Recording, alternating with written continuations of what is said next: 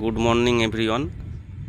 আমি আছি এখন বলরামপুর বাইপাসের নিচে।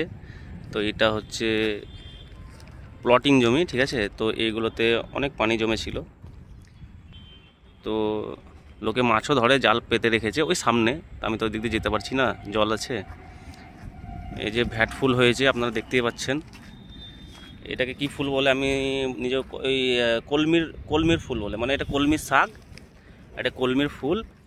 আর ওই যে ভ্যাটের ফুল, ওই যে ওইগুলো হয়েছে। আর এই মুহূর্তে আমি এখন এই যে জিনিসগুলো যে আগাছা মানে শ্যাওলা দেখা যাচ্ছে, তো আমি আমার ফোনটা এখন এর ভেতরে ভরে আমি আপনাদেরকে দেখাবো ভিতর থেকে কেমন কি লাগে। তো বুঝতেই পারছেন আমার নতুন ফোন, তো মানে জলে ডুবাবো, ওয়াটারপ্রুফ আছে ঠিকই আছে, কিন্তু আমার মনে হচ্ছে না যদি জল ঢুকে যায় ফোনের ভেতরে। আমি চেষ্টা করছি একটু।